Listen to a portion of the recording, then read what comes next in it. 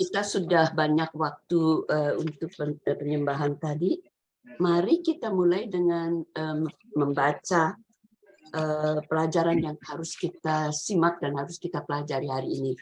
Jadi, Steve, bisa ditayangkan itunya, teksnya, pembacaan saya dari ayat 13, Oke. 29, 16 dong. 16 sampai 29, maaf. Yesus berjalan di atas air. Dan ketika ayat 16 mengatakan, dan ketika hari sudah mulai malam, murid-murid Yesus pergi ke danau, lalu naik ke perahu dan menyeberang ke Kapernaum. Ketika hari sudah gelap, Yesus belum juga datang mendapatkan mereka. Sedang laut bergelora karena angin kencang. Sesudah mereka mendayung kira-kira 2-3 mil jauhnya, mereka melihat Yesus berjalan di atas air mendekati perahu itu. Maka ketakutanlah mereka. Tetapi ia berkata kepada mereka, "Aku ini, jangan takut." Mereka mau menaikkan dia ke dalam perahu, dan seketika juga perahu itu sampai ke pantai yang mereka tujui. Jadi kita berhenti di situ. Mari kita sebenarnya mengikuti kejadian yang terjadi. Saya kira penting kita ketahui letak daripada Laut Galilea itu dan kota Kapernaum. Letak Laut Galilea itu seakan-akan dia itu di lembah, jadi lebih rendah dari muka laut dan dikelilingi oleh gunung-gunung di sekitarnya. Bayangkan kalau ada pertemuan atau hembusan angin yang datang dari dua pihak, dua belah arah, yang datang dari daratan maupun yang datang dari udara. Dan kesempatan itu memberikan kesempatan untuk badai mengamuk di tengah-tengah laut. Ketika hal ini terjadi, hari sudah menjelang senja. Jadi ketika mereka selesai makan, diberi makan oleh Tuhan Yesus, itu kira-kira matahari sudah mulai turun ya. Jadi udah mulai dingin begitu. Dan semua orang yang ada di situ pun merasakan begitu nikmat, mereka senggan sekali untuk meninggalkan tempat itu. Dan Tuhan Yesus merasa pada saat itu dan mengetahui maksud daripada orang-orang banyak melakukan suatu hal yang tidak dalam rencana dia ataupun rencana Bapa, yaitu mau mengangkat dia sebagai raja di kota Yerusalem dan memerintah dari Israel segala bangsa. Tetapi Tuhan tahu bahwa waktunya belum sampai. Dengan sendirinya Yesus itu tanpa pengetahuan para masa orang banyak itu mengundurkan diri menuju ke gunung untuk menyepi, untuk berdiam diri bersama Bapaknya di surga. Dan pada saat murid-muridnya melihat itu terjadi, mereka pun pergi menuju ke pantai, ke perahu mereka. Dan mereka sudah mengerti bahwa kalau Tuhan menyendiri, mereka mungkin akan ketemu Tuhan Yesus di seberang danau. Dan ini adalah gambaran yang saya terima. Mungkin gambaran, kalau kita mau melihat gambaran yang sebenarnya, ada bacaan dari buku Matius 14, ayat 20-an gitu sampai 30-an gitu. Kalau mau baca, silahkan. Atau dari buku Markus juga ada, dari pasal 6. Tapi untuk saya, membaca buku John itu memberikan detik-detik penting buat dia. Jadi yang embel-embel itu dia nggak ceritakan. Bahwa Yesus ngomong ke itunya, itu nggak penting. Yang penting dia mau menunjukkan waktu Tuhan menyepi dan murid-muridnya itu mau berangkat dengan perahu mereka ke laut. Dan saya mendapatkan perasaan bahwa murid-murid itu sebenarnya merasa bahwa mereka itu sendiri karena Tuhan menyepi di luar sana di darat dan mereka mau pergi ke laut. Dan anehnya kalau saya melihat kontras yang saat Tuhan Yesus memberikan makan, begitu banyak orang, begitu banyak joy, sukacita, banyak sekali kelihatan tawaria dan sebagainya. Tapi pada saat mereka masih tawaria itu, Tuhan sudah ingin menyepi karena mengetahui tugasnya. Jadi para murid pun mengetahui tugas mereka. Tugas mereka adalah untuk pergi kota Kapernaum untuk menemui dia di sana. Saat mereka mulai naik ke perahu, saat itu pun mereka merasa bahwa angin sudah mulai meniup. Tatkala mereka membuka layar, layar pun menghembus disertai angin. Waktu mereka lewat kira-kira 3 mil atau lebih, laut mengamuk. Saudara-saudara bayangkan, kalau kita itu ada di tengah-tengah dengan murid-murid Tuhan Yesus, kita akan merasakan ketakutan yang sama besarnya, mungkin lebih, karena kita tidak mengetahui bagaimana menangani kejadian seperti itu. Tetapi yang anehnya, dalam mereka berusaha untuk mengendalikan layar perahu dengan angin itu, mereka itu tidak memikirkan apa yang tidak terkenang akan mujizat-mujizat yang mereka sudah lihat Tuhan buat sebelumnya, yaitu mujizat memberikan makanan. Mujizat anak itu memberikan makanan dia untuk dibagikan. Jadi murid-murid pada saat itu lost their faith. Hilang iman mereka karena mereka berusaha dengan tenaga sendiri mau menguasai keadaan. Jadi kalau kita tercekam dengan ketakutan yang semacam itu, kita itu sebenarnya harus melihat kembali apa yang terjadi. Bahwa Tuhan Yesus itu selalu siap untuk menolong, bahwa Tuhan Yesus itu is one step away in a prayer, bahwa Tuhan itu setia mau menolong kita dalam setiap keadaan. Jadi apa yang saya dapat dalam perikop yang kecil ini, yang sedikit ini, ada dua miracle. Miracle yang pertama adalah miracle mengenai perahu yang digoncang-goncangkan di tengah laut, dan saat Yesus diundang masuk ke perahu, kapal itu sudah langsung sampai di tepian. How can that be dalam waktu sesingkat itu? For me, untuk saya percaya bahwa Tuhan Yesus dan Tuhan itu selalu setia, selalu memperhatikan kita. Tuhan Yesus dan Tuhan itu sama dulu, sekarang, sampai selamanya. Dan dalam hubungan kita dengan Tuhan Yesus, kita harus selalu mengingat bahwa tiada satu saat dalam kehidupan Tuhan bahwa Dia tidak peduli. Tuhan selalu peduli. Dan dalam segala perkara, Tuhan itu ikut campur kalau Dia itu diminta. Mujizat khusus ini diberikan kepada para disciples untuk murid-muridnya itu sebenarnya ujian ini. Ini bukannya pencobaan, tapi ini ujian yang diberikan Tuhan kepada mereka. Ujian yang sebenarnya perlu kita pelajari bersama, karena ujian ini memberikan beberapa points yang penting, yaitu bagaimana Tuhan itu is unchanging, ya, pengetahuan Dia, pengertian Dia mengenai kita, what is in our hearts dan sebagainya.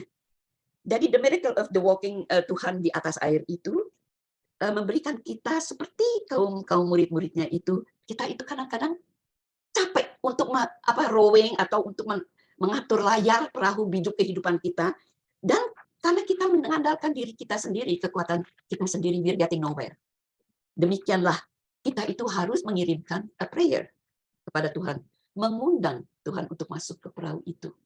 Dan dengan mengundang Yesus ke perahu itu, terjadilah mujizat sampai mereka itu ke tepian yang menjadi destinasi mereka. Saya ingin sedikit mendalam dalam dua hal mengenai iman itu, ya. Kita itu sebenarnya harus mempunyai mindset, cara berpikir kita bahwa kita itu we cannot be a master on our own. Kita itu selalu harus mendapat pertolongan dari Tuhan Yesus yang menjadi juru selamat kita. Karena Tuhan ingin bahwa kita itu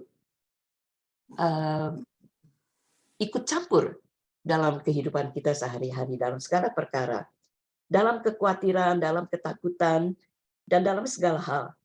Dan saya juga menyimak sedikit mengenai doa untuk karena Tuhan itu juga sering mendoakan kita, kan? Di samping pendoa, Tuhan itu juga bertindak. dalam ujian ini Tuhan telah membuka jalan, dan Tuhan memberikan kita ujian itu tidak melebihi kekuatan kita sendiri. Itu semuanya saya dapatkan dari buku 1 Korintus 10 ayat 13. Anda bisa baca sendiri ya kalau itu. Atau Steve, can you just give 1 Corinthians 10:13 so that everybody can see it on the screen? Bentar, kamu terusin, saya siapkan. Ya, jadi terus ada pada setiap ujian itu pasti ada jalan keluar kan. Tapi bagaimanakah kita itu mengetahui itu tanpa kita menjalankan? Jadi in facing a trouble, kita itu harus step into faith untuk mendapatkan mujizat itu. Tidak sering kita itu lupa, tidak sering. Tetapi kalau kita mendapatkan jalan buntu, barangkali it's a good thing bahwa kita mempunyai mindset yang satu-satunya itu, yaitu berserah kepada Tuhan, dan biarlah Tuhan yang memimpin kita dalam kesulitan ini. Dia adalah jawaban untuk setiap problema yang kita hadapi. Dan keadaan Tuhan yang unchanging itu sungguh luar biasa. Karena setiap orang yang percaya diberikan gift itu untuk dapat datang kepada Dia. Oh, itu dia. Coba kita baca bersama ya. 2 Korintus 1 ayat 2 Korintus 1:10 ayat 13, yaitu pencobaan, atau di sini saya pikir ujian-ujian yang kamu alami adalah pencobaan biasa yang tidak melebihi kekuatan manusia. Itu nomor 1. Terus kita mesti mengetahui bahwa Tuhan itu setia. Karena itu Ia tidak membiarkan kamu dicobai melampaui kekuatanmu. Dan pada waktu kamu dicobai, Ia akan memberikan kepadamu jalan keluar hingga kamu dapat menanggungnya. Jadi ada kerjasama yang kita lihat antara Tuhan dan kita. Dan itu adalah mindset yang saya lihat Tuhan sedang mengajarkan para disciples Dia pada saat itu. Lalu kita juga mesti melihat bahwa di dalam segala hal Tuhan tahu dan Tuhan percaya bahwa kita sebagai anak-anaknya itu bisa memakai apa yang diberikan Tuhan kepada kita itu, yaitu iman yang sejati, iman yang bergantung kepada Dia, bukan iman yang berjalan bersendiri. Dan ada satu hal lagi yang saya ingin katakan mengenai perikop yang saya siapkan ini adalah Miracles 2 itu mengenai Tuhan berjalan di laut. Pernah bilang Tuhan jalan di laut itu memberikan para murid yang melihatnya itu suatu ketakutan. Suatu ketakutan yang mereka itu nggak ngerti. Mereka malah memikirkan, siapa itu? Tetapi tatkala Tuhan berkata kepada mereka, jangan takut, inilah aku. Mereka itu langsung mengundang Tuhan Yesus. Itu adalah gambaran yang sama yang saya melihat ketika domba-domba mendengar suara gembalanya. Mereka langsung ikut. Kerjasama antara gembala dan domba, kerjasama antara kita dengan Tuhan. Dan dalam konklusi ini adalah kuasa Tuhan dan compassion Tuhan itu selalu itu mengenai pribadi kita ya, di dalam pribadi kita. Dan itu memberikan kepada para disciples pada saat itu suatu percaya besar, sehingga mereka itu nanti di kemudian hari dapat mengingat kembali miracle ini, membuka mata mereka bahwa betul-betul Tuhan itu adalah orang atau putra Allah yang dikirimkan ke bumi ini. Karena mereka itu diberikan ujian ini because they don't believe fully that He knows. It's good to do the miracles untuk global, tapi untuk diri sendiri mereka nggak lihat. Dan ini adalah salah satu yang dilihat. Waktu ini terjadi juga banyak ya yang pengikut-pengikut Yesus yang meninggalkan Dia kan. Jadi ada satu hal yang nanti di buku John yang ke-6 di belakang-belakang kita tahu bahwa ada beberapa orang itu. Saya persilahkan any comments karena saya cuma mempersiapkan itu 2. Ya, saya boleh menambahkan sedikit. Oke, waktu saya membaca ini semua, saya setuju semua dengan apa yang Tina comments. Tetapi ada satu hal, waktu saya belum mengerti tadinya, waktu ayat 20 mengatakan, tetapi Tuhan Yesus mengatakan, Ia berkata kepada mereka, aku ini, jangan takut. Dan mereka kemudian tidak takut. Tetapi ayat selanjutnya, ayat 21, disebutkan mereka mau menaikkan dia ke dalam perahu. Dan seketika juga perahu itu sampai ke pantai yang mereka tujui. Jadi tadi Tina sudah membahas ini, bahwa ada dua hal, yaitu mereka mau menaikkan dia ke dalam perahu. Dan kemudian setelah dinaikkan ke dalam perahu, seketika itu juga perahu itu sampai ke pantai yang mereka tujui. Dan saya waktu membaca ini tidak habis mengerti apa yang sebetulnya dimaksudkan di sini. Dan saya adakan survei ke beberapa informasi lain. Ini yang sebetulnya dalam bahasa Inggrisnya ayat 21 mengatakan bahwa then they willingly received him into the boat, and immediately the boat was at the land where they were going. Yaitu pertama, setelah mereka tidak takut karena diberitahu ini adalah Tuhan Yesus, mereka selanjutnya willingly received him into the boat. Nah, ini mengapa itu disebutkan di dalam ayat ini bahwa they willingly received him into the boat? Karena Tuhan Yesus tidak mau datang kalau murid-muridnya tidak akan willingly received him. Jadi Tuhan tidak perlu naik ke perahu itu kecuali kalau murid-muridnya itu willingly accept dan received him. Even walking in the Sea of the Galilee,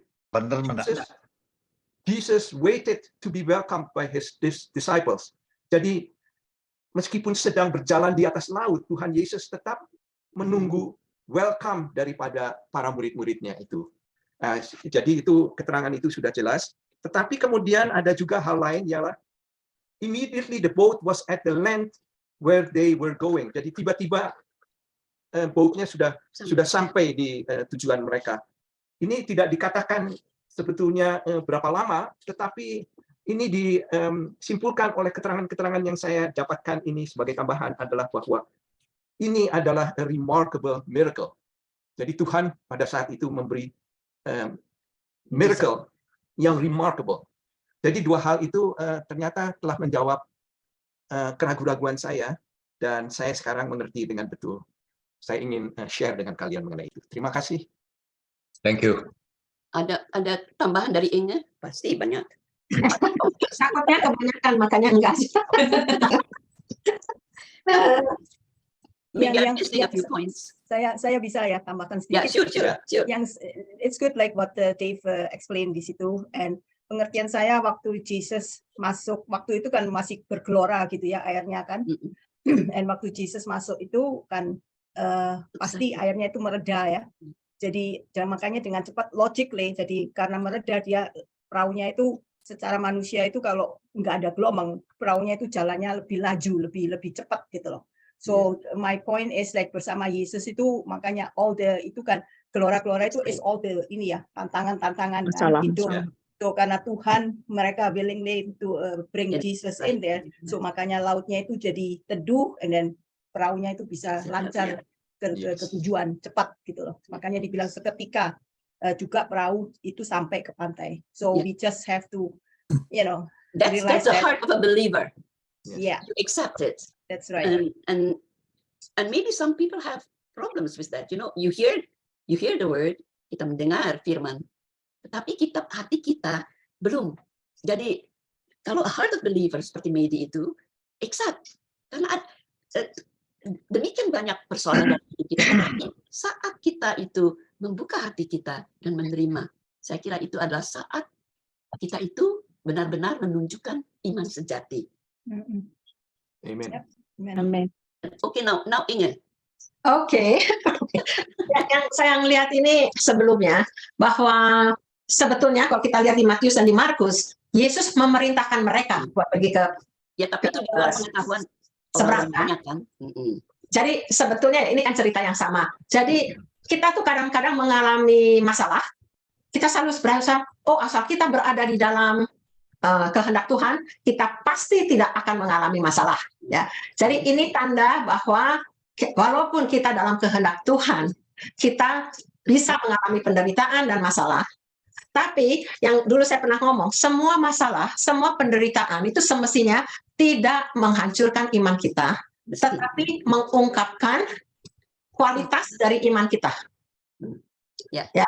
Dan malahan dengan kasih karunia Tuhan, kalau kita mengalami itu, kita bakal malahan memurnikan iman kita dan menguatkan iman kita. Kalau kita melaluinya bersama Yesus. Benar. Sama kasih karunia Tuhan ya. Jadi itu satu hal yang selalu yang kita perlu ingat, sebab kalau kita ingat dulu waktu Exodus, waktu keluaran, orang-orang Israel keluar, mereka tuh hidupnya dalam kehendak Tuhan, sebab mereka itu mengikuti tiang awan dan tiang api kan. Tapi kan banyak penderitaan. Itu kan emang Tuhan punya maksud untuk iman kita itu jadi lebih murni ya. Jadi di situ saya lihat, dan waktu Tuhan datang selalu kita tuh percaya bahwa Tuhan datang pada waktu yang tepat. Kan ada yang ngomong tadi, Tina ngomong juga bagus, tapi ada juga kan perkataan yang bilang bahwa Tuhan is seldom early, but He is never late. Ya, jadi kita tuh kalau dalam Tuhan, mestinya kita ada ketenangan bahwa Tuhan itu selalu watch over us. Dia sendiri berjanji di Ibrani 13 ayat 5 bahwa aku tidak akan pernah membiarkan kamu dan meninggalkan kamu. Jadi nggak cuma meninggalkan, nggak lantas Tuhan nonton, nggak juga Tuhan tuh tadi yang Tina ngomong, ya ikut kerjasama dengan kita, ikut serta dengan kita gitu ya. Ya saya cuma mau nambahin itu aja. Maybe some other comments, Yang, or Okay, go ahead. no, you. Oke, saya mau nambahin aja. Ini interesting ya. Cuma berapa? 5 ayat ya. Bisa banyak sekali gitu, bisa dalam sekali gitu. Saya mau nambahinnya sedikit gini. Pernah kepikir nggak kenapa sih Tuhan Yesus mesti berjalan di atas air, nggak puguh-puguh gitu loh? Apa dia mau show off? Oh no. Kok nggak ada hujan angin, dia jalan gitu di atas air, kan? Jadi saya juga suka mikir gitu, tapi terus ya baca-baca, terus memang ternyata ya dia itu seringkali, makanya orang Farisi selalu minta tanda bahwa dia itu anak Allah. Ya. Sampai Tuhan sendiri satu waktu kan dia nggak jawab kan, dia pergi aja gitu ya, karena begitu banyak tanda yang diberikan kan. Nah, salah satunya itu Tuhan berjalan di atas air itu menunjukkan ketuhanannya. Karena sebagai Tuhan, dia menunjukkan bahwa dia itu Tuhan, dia manusia tapi Tuhan. Karena di Mazmur 29 ayat 10 itu dibilang, Tuhan bersemayam di atas air bah. Tuhan bersemayam sebagai raja untuk selama-lamanya. Jadi dia tuh ada di atas air. Terus di Kejadian 1 ayat 2 dibilang, bumi belum berbentuk dan kosong, gelap gulita menutupi samudra raya, dan roh Allah melayang-layang di atas permukaan air. Jadi dia di bumi ini dia menunjukkan I'm God, Ketuhanannya, ya. Ya, saya sebagai Tuhan gitu. Dia tunjukkan, sedangkan orang selalu minta terus bukti-bukti. Dan satu lagi yang mention tadi sama David sama Maidi, begitu Tuhan Yesus naik, maka sampai ya cepat. Itu dia compress the time. Ya. Dia itu Tuhan segala, Tuhannya waktu. Dia tuh di luar waktu. Jadi begitu dia rajanya waktu. Gimana ya? Dia kan seperti membuat air menjadi anggur. Itu kan dia compress the time kan. Jadi ini juga ini. Jadi luar biasa sekali kalau ada sampai gitu. Jadi dari tadi semua bilang dilihat dari sini, dari sana, dari sini. Wow, ya kita belajar banyak sekali hanya untuk kayaknya cuma Yesus berjalan di atas air judulnya kan. But it's amazing gitu. Alkitab itu dalamnya luar biasa dan mungkin ada orang lain lagi yang melihat dari yang lain gitu. Yeah. How about you, Steve? You have a comment, Steve? What is your take? My take, Ya lagi sibuk konsentrasi. Dengan Si Bapak ditanyain. dengan kamera. Yang lain juga boleh, siapa yang merasa itu mau kalau saya ya kalau saya itu cuman just do it. Kalian bisa mengartikan nggak itu? Just do it. Ya. Jadi kalau firman kita baca, Tuhan bilang kita harus mengasihi. Apakah kita di dalam hati kita masih mempunyai reservation di dalam hati? Itu sudah kalian bisa cek. Banyak. Jadi kalau kita kata lain itu trust and believe. Benar Irene? Mudah-mudahan kamu masih mendengarkan. Jadi itu kalau sudah trust and obey, ya, obey itu sesuatu yang sebenarnya kita tuh mesti praktek setiap hari. Contoh kita sebagai orang yang sudah tambah tua dan kita punya orang lebih tua lagi, maminya enggak. Jadi kita itu mesti juga banyak latihan di situ. Sehingga orang yang lebih tua itu sebenarnya kita tuh bisa mempelajari how can we serve, how can we enggak kesel-kesel, kan selalu kan ada. Itu enggak kekurangan dari apapun. Itu firman yang menolong. Jadi firman itu seperti apa yang kita selalu belajar, ya trust and obey. Saya belajar gitu. Even ngomong aja, ini aja saya ngomong juga masih, saya emosinya keras. Saya berdoa untuk emosi saya, kalau ngomong kalau bisa jangan kayak emosinya tinggi gitu, yang kalem, kayak kalian gitu, kalem. Nah itu saya berdoa, Tuhan minta Tuhan, in control of me. Itu selalu saya ngomong begitu. Itulah yang kita praktekkan sehari-hari. Jadi never mind about keadaan dunia, kalau kita mikirin itu nggak ada habisnya. Cuman itu. Amen. That's good. Amin, betul Pak Steve. Kalau nggak diterusin, kamu juga setuju? Oke, good. Oke, Ada yang lain yang mau ngomong? Ingat? ini masih banyak loh Tina sampai ayat 9. Siap, segitu aja. Oh, kamu cuma segitu aja. Tinggal this miracle walking on the water and reaching the destination. That was for me. Tapi yang lain itu udah mengenai the bread The and bread so of on. life. I don't Yeah. want to touch it because next time when Kim starts, that will be, it's in the conjunction. Bisa diterusin. Oh, Jadi even the question Rabbi, the question Rabbi, whatever it is, in Bila mana verse kau datang. bila manakah kau datang itu, Ingat kepikir kau tiba maksudnya. eh, Tiba. waktu udah disampai di pantai di ujung sana tuh, kan orang-orang banyak pada nyariin dia tuh 26. Ayat 26. di ayat 26 tuh. Hmm. 25 apa 26 ya? Oh, Yesus menjawab mereka, aku berkata kepadamu sesungguhnya kamu mencari aku bukan karena kamu telah melihat tanda-tanda, melainkan karena kamu telah makan roti dan kamu kenyang. Ya, itu karena I think itu berhubungan dengan the next pericope. So I didn't go deep into that one. I just decided on that. Am I forgiven? oke, kan ini kan lucu ya. Pertanyaannya murid, bila manakah engkau tiba? Tiba. Itu pertanyaan murid. Tapi jawaban Yesus kelihatannya tuh sama sekali nggak jawab si murid-murid nanya kan? Ya, nggak ada itunya. Nggak ada hubungannya. Dia bilang Ya, cari aku sebabnya itu kalian suka ngeliat nggak? Kok lucu gitu loh bahwa but that is John. Yeah, in John's book you see that a lot. ya Nggak kena gitu. yang saya lihat di sini ya, Tuhan bilang, bekerjalah bukan untuk makanan yang akan dapat binasa, melainkan untuk makanan yang bertahan sampai hidup yang kekal. Kekal. Nah, sekarang makanan itu apa? Dulu kita pernah ingat di buku Yohanes, coba kita buka Yohanes 4 ayat 34. Itu 2 lembar lah sebelumnya. Yohanes 4 ayat 34. Ada yang mau baca?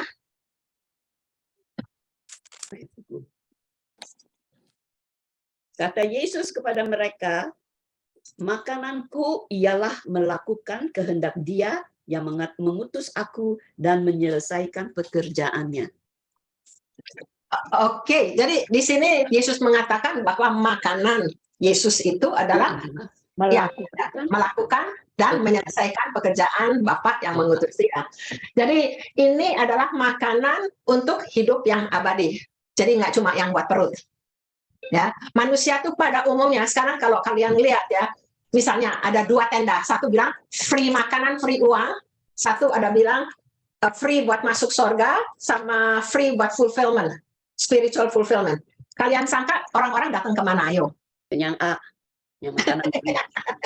Ya, jadi orang itu biar gimana, ini juga kan ributnya dia mau jadikan Yesus sebagai raja, sebab Yesus mengadakan mujizat.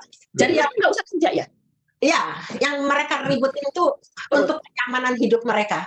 Ya. Tapi yang disesalkan, manusia sekarang pun udah baca Bible, udah semua juga ribut lebih menitik beratkan berkatnya Tuhan dari si pemberi berkat. Ya, sampai sekarang jadi itu lantas makanya nanti ya apa itu bisa diteruskan dengan yang makanan itu, walaupun Tuhan juga bilang kan dalam doa Bapa kami kan kita juga minta makanan yang secukupnya, roti secukupnya. Jadi Tuhan tahu, tapi sebetulnya kita tuh harus tahu membedakan mana yang lebih prioritas ya dalam kehidupan kita. Yes. Ya. It's too deep for me. Okay. Ya, makanya aku I don't touch karena itu lebih berhubungan dengan makanan ya, the bread of life. Sama aja seperti makan. Kira kalau Tina semuanya dirangkum satu, itu kalau makan buru-buru semua piring dihabisin, kita bisa muntah lagi. Jadi mendingan slowly but surely. Ya, makanya waktu itu yang sini cerita kan Yohanes 6 ini sampai ayat 71 ya kalau nggak salah ya. Ya, panjang itu. Panjang sekali. Ya, panjang sekali. Makanya waktu itu Syekh yang bilang, mau berapa bulan kamu di Yohanes? Sebabnya takutnya kalau kebanyakan Dia sulit di itu. Jadi lupa. sulit dimasukin. Tapi makanya saya bagi-bagi. Waktu itu juga si Pak Suryo pernah bilang, loh, satu perikop, tapi kadang-kadang kita nggak bisa gitu ya. Sebabnya kalau too much takutnya kebanyakan malahan akhirnya lewat gitu ya. Oke, ada yang mau nambahin? Ya, memang benar. Firman Tuhan itu dalam sekali dan sometimes it's hard to understand. But the thing is, yang kalian udah ngomong itu benar semuanya. Ada satu hal yang kita perlu mungkin tambahkan adalah sebetulnya pengertian orang Israel pada saat itu tentang Yesus sebagai raja itu mencari suatu raja. Kalau kita bisa baca ayat 15 dari Yohanes 6:15 itu foundationnya sampai ini semuanya terjadi. Karena Yesus tahu bahwa mereka hendak datang untuk hendak membawa dia dengan paksa untuk menjadikan dia raja. Iya. Ini raja ini adalah raja Yahudi, itu yang mereka mau. Tetapi Tuhan bukan menyatakan dia raja orang Yahudi yang secara jasmani, tapi dia raja kerajaan Allah seluruh dunia. Tuhan bukan hanya menyelamatkan orang Israel, tapi menyelamatkan seluruh dunia. Tuhan bicara tentang kekekalan dan mereka bicara tentang sementara. Kekinian. Orang Yahudi. Maka itu kalau kita perhatikan, orang Yahudi sampai Tuhan Yesus naik ke surga belum mengerti tentang hal itu. Maka itu kalau kita lihat di Kisah Rasul 1, coba baca dulu dah. Di sini pengertian mereka, kita bisa lihat pengertian mereka apa. Kisah Rasul 1 ayat 6. Maka bertanyalah mereka yang berkumpul di situ. Udah dapat belum semuanya? Ya. Kisah Rasul 1 ayat 6. Ya. Tuhan, maukah engkau pada masa ini memulihkan kerajaan bagi Israel? Sampai sekarang, sampai Tuhan Yesus mau naik ke surga pun mereka belum ngerti bahwa Tuhan itu datang bukan hanya menyelamatkan kerajaan Israel, but kerajaan seluruh dunia. He's the King of Kings and the Lord of Lords. Sama dia raja untuk kekekalan, untuk kita semuanya masuk ke kerajaan surga. Sedangkan mereka tuh orang Israel sampai saat ini pun nggak ngerti tentang hal itu. Itu perbedaannya foundation yang Tuhan ingin katakan. Dia makanya itu berjalan di atas air, dia menyatakan dia Tuhan, menyatakan dia Allah, supaya mereka bisa mengerti. I'm not here untuk menyelamatkan hanya kerajaan Israel sebagai dalam jasmani kita. Karena mereka pada saat itu itu di bawah orang Romawi. Mereka mau keluar dari situ. But Jesus is not thinking about that only. He's thinking about everybody else in the whole world. Maka itu perbedaannya pemikiran orang Israel dan pengertian Tuhan tentang apa yang dia harus kerjakan. Itu makananku adalah melakukan kehendak Bapa, yaitu menjadikan seluruh dunia ini masuk ke dalam kerajaan surga, bukan hanya basic jasmani kita yang kita dijajah sama orang Romawi mau keluar dari situ. Itu basic untuk Tuhan. He's thinking about something bigger, larger, and the whole universe. Orang Israel nggak pick up itu masih. Saya mau juga hal itu. Jadi sebetulnya tujuan perikop yang tadi itu untuk murid-muridnya. Jadi persiapan untuk menjadi mengabarkan ke seluruh gospel. Gospel sebagai gospel. Jadi tadi persiapan untuk gospel. Kalau saya mengerti juga begitu. Jadi soal makanan itu dalam sekali. Perjamuan kudus itu sudah berbeda semua dari bangsa-bangsa, dari agama-agama, even Katolik, Protestan. Semua itu macam-macam sekali. Nah, di soal makanan itu. Jadi itu dalam sekali. Saya cuma mau sebentar ya ngomong yang apa itu tadi yang Sunyo ngomong ya. Itu kalau kita baca di Matius 4 ayat 23. Matius 4 ayat 23. Kita coba simak sama-sama sebentar. Yesus mengajar itu? Ya, Matius ya. Matius 4 ayat 23. Ya. Oke, siapa yang mau baca? Ya udah itu. Yesus pun Oke. Sekarang ada Oke. Oke, saya baca. Ya. Yesus pun berkeliling di seluruh Galilea. Ia mengajar dalam rumah-rumah ibadat dan memberitakan Injil Kerajaan Allah serta melenyapkan segala penyakit dan kelemahan di antara bangsa itu. Makanya di sini dikatakan Yesus memberitakan Injil apa? Injil apa? Kerajaan Allah. Ya, amin. Jadi bukan Injil keselamatan, tapi Injil Kerajaan Allah. Ya, jadi apa itu makanya Tuhan juga minta kita berdoa, datanglah Kerajaanmu, ya, jadilah kehendakmu. Gimana? Kerajaannya suruh datang kemana? dalam hati. Di dunia kan? Ya, di sini maupun di surga. Jadi ini yang orang banyak. Mengapa mau jadi Kristen? Oh, asal saya selamat. Hidupnya tuh pikirannya asal pokoknya nggak masuk api neraka surga. Padahal Tuhan maunya kerajaan Allah. Artinya kerajaan Allah itu di mana Allah yang bertakhta. Jadi penguasa tertinggi. Jadi di bumi maupun di surga. Jadi di hati kita masing-masing. Ya kan? Makanya orang bilang kalau iman yang kecil, ada satu hamba Tuhan bilang iman kecil hanya membawa kita ke surga. Tapi kalau iman yang besar membawa surga ke dunia. Diri kita juga ya. Jadi makanya emang maksud Tuhan dari permulaan mengembalikan bahwa kerajaan Allah ke dalam dunia lagi, di mana Allah yang bertakhta memegang penguasa tertinggi. Tapi kita seringnya mikir Tuhan itu buat keenakan kita juru selamat. Makanya sekarang kalau orang dibaptis kan selalu harus mengatakan, bukan harus, dia tuh dari hati mengatakan bahwa Tuhan sebagai Tuhan dan Raja. Di Roma 10 ayat 10 juga Tuhan dan Raja, bukan juru selamat aja gitu ya. Jadi tadi yang Sun Yong bilang, makanya maksud Tuhan ke dunia nggak cuma untuk menghapuskan dosa-dosa kita, tetapi juga build His kingdom and His earth ya.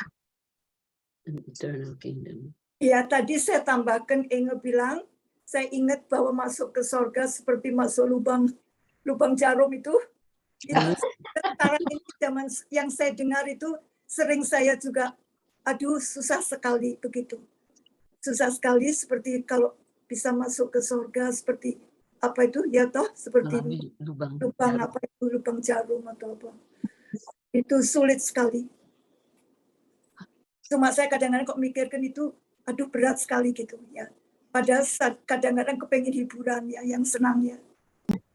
Tapi bersama Tuhan tidak ada yang suka dan tidak ada yang mustahil. Amin. Ya itu berserah lagi sudah. Ya. Ya.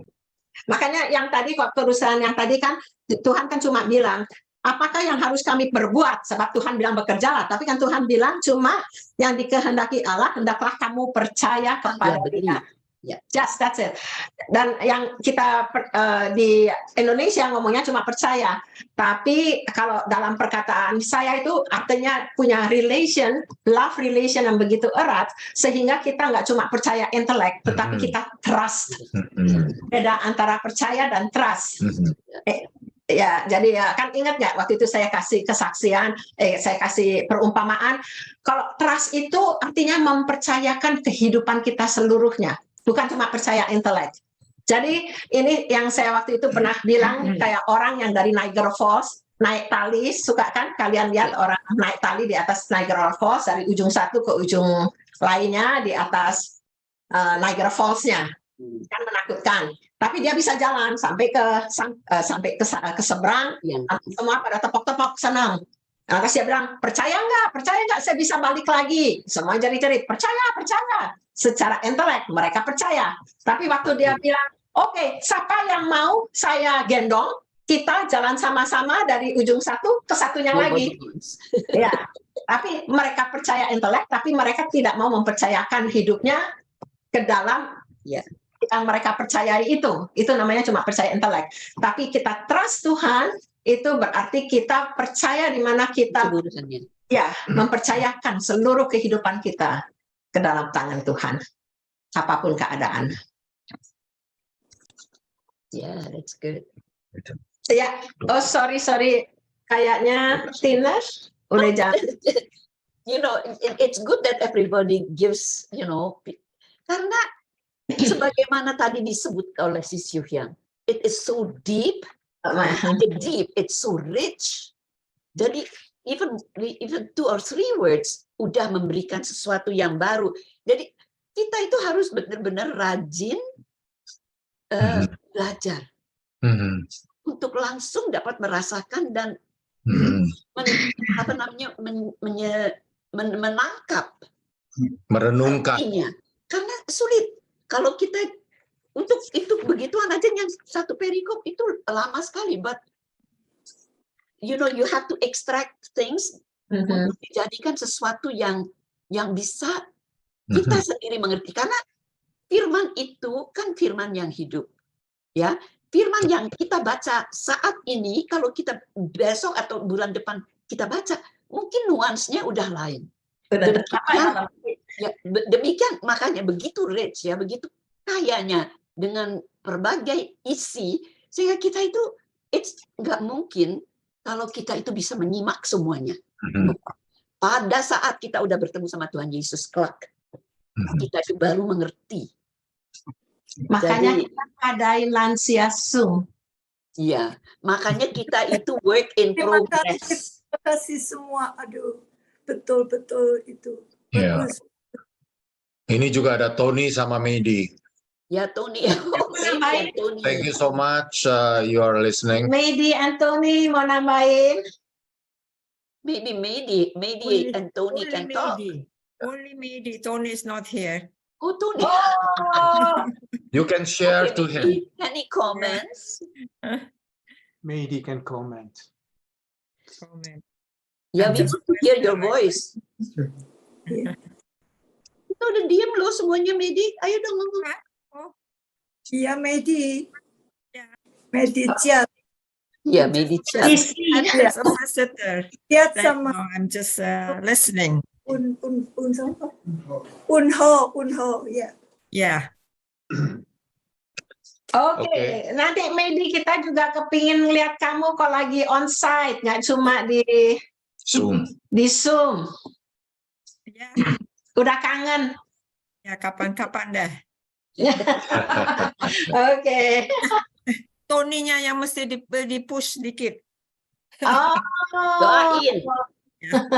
Dia lagi sibuk di kebun, lagi mengembalain domba. Enggak. Sekarang dia di luar, selalu di luar dia. Ya, itu Di dia. kebun, atau di garage. Itu dia. Ya. Tapi nggak apa-apa, dia aktif, rajin. Jadi tetap udah. Oke, kalau gitu, kalau Tina udah nggak ada lagi. Ya,